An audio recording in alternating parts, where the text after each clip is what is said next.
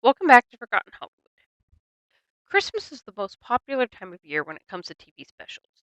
It seems every show these days has at least one Christmas episode during their run, and that trend goes back a long time, though they weren't always quite as common. I Love Lucy had one Christmas special over 6 years, where Everybody Loves Raymond only missed one season over 9 years. While not every one of these fills me with holiday cheer, I do have several favorites. Here are 12 of my favorite TV specials, in no particular order, and all featuring a different aspect of the holiday. Brady Bunch, A Voice for Christmas. Starting out with one of the most heartwarming, the very first Brady Christmas special features a season 1 family crisis. Carol, strained after practicing so hard, loses her voice shortly before she is supposed to sing a solo at the church's Christmas service. The rest of the household does all they can to help her rest and recover, but young Cindy has a special plan. She asks Santa not to bring her a gift that year, but instead give her mother her voice back. The mole Santa can't say no to a little girl, and she is convinced a miracle will happen. It's a sweet story and great for the whole family. Home Improvement, 'Twas the Flight Before Christmas. There are several holiday themed episodes of Home Improvement for several holidays, as seen in my video on Halloween specials. My favorite of the Christmas ones comes in season 5. Tim and Al have big plans for the holidays. Tim reserved an extra special gift for his wife Jill, and Al has a romantic trip planned with his girlfriend Lee. A wrench is thrown into the works when Al's mom announces she is cutting her trip to visit his brother short and plans to spend the holidays with him. Then Tim is unable to reach the store where Jill's gift is waiting. To make matters worse, both men are stuck in a small airport on Christmas Eve, unable to get home. The resolution, that I won't spoil, is what makes this my favorite Christmas episode of the show. Frasier, Miracle on 3rd or 4th Street. This episode speaks to those who maybe aren't facing as merry a holiday as others. When plans get changed and fun activities or visits from loved ones have to be canceled. This is what happens to Frasier when his son gets a chance for a once in a lifetime trip to meet Julie Andrews at the same time he is scheduled to visit his father. This is just the first in a series of disappointments and mishaps, but in the end, it's an encounter with people who are going through the holiday with much less than he has that puts things into perspective. The sobering moments are balanced with humor and holiday cheer and make it a great watch for Christmas. Night Court, Santa Goes Downtown. The final sitcom on our list takes us to the big city a few days after Christmas. On a standard night in the courtroom, Harry is asked to pass judgment on a man claiming to be Santa Claus, as well as a pair of troubled teenage runaways. This feels very much like the classic Miracle on 34th Street, and one of the teens, played by a young Michael J. Fox, brings a lot of emotion to the story. I particularly like the ambiguous ending. Gunsmoke, Magnus. There weren't many Christmas episodes among the westerns, at least that I could find, but this season 1 episode stands out to me. Chester is mad because his estranged brother showed up out of the blue and then started showing him up all over town, from card skills to who could better hold their liquor. Meanwhile, a bitter local is bent on stopping the ladies at the Long Branch from hosting a Christmas party. The climax is a bit intense, but I love the way that Chester and his brother bond over the holiday. MASH, Death Takes a Holiday. Talk about intense climaxes. This one will really tug at the heartstrings.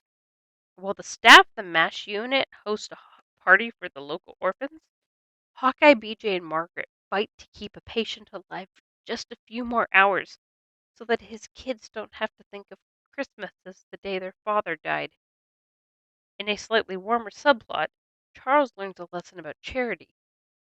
The episode may be hard to watch for some, but among the heavy topics of life and death, The spirit of Christmas is still there. Scarecrow and Mrs. King, The Long Christmas Eve. In 1914, troops on both sides of World War I laid down their guns to celebrate Christmas with the enemy in what is known as the Christmas truce, some of them refusing to fight again until the new year.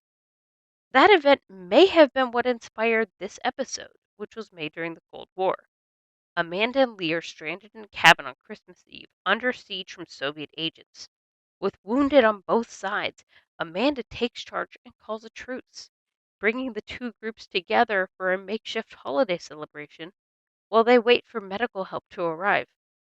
It really focuses on the spirit of the season, and it's one of my all time favorite holiday episodes across the board. Dragnet, The Christmas Story.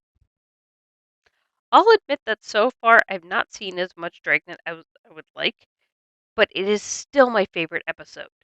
Joe Friday and Bill Gannon are called to investigate a theft at a church on Christmas Eve. Someone has stolen the baby Jesus out of their nativity display, and the priest wants it back for midnight mass. While it's a much slower pace than modern crime dramas, the investigators are no less dedicated to this job than if it were a homicide. The ending is great too, and I'm not going to spoil that. Monk, Mr. Monk and the Secret Santa. A more serious take on a holiday case. This season 4 episode opens with a murder during the police department's Christmas party. The hunt for the killer takes a few surprising turns and uses a couple of unconventional methods, including making Adrian Monk go caroling and dressing him up as a mall Santa. Several moments of humor balance out the heavy parts, and there's even a Christmas miracle. Leverage, The Miracle Job. Speaking of miracles, this season 1 episode is all about saving a church that is set to be demolished in the new year.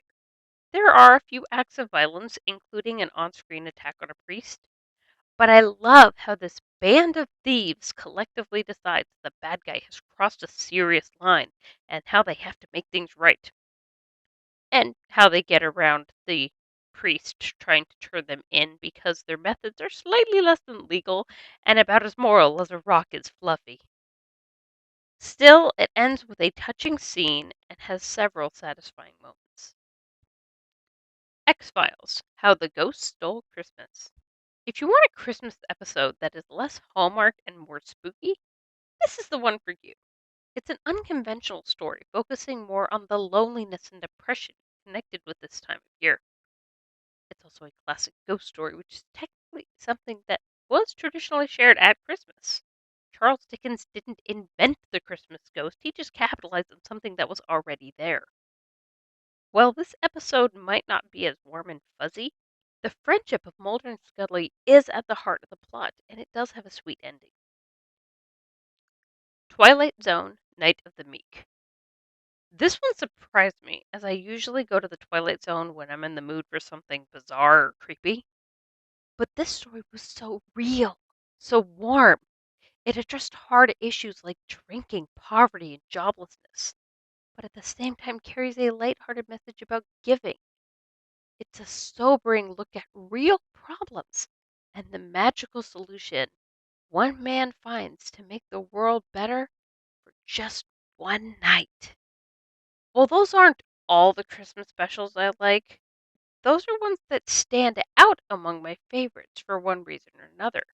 Whether it's the humor, the friendships, the hopes, or just the basic plot, they each have something to offer.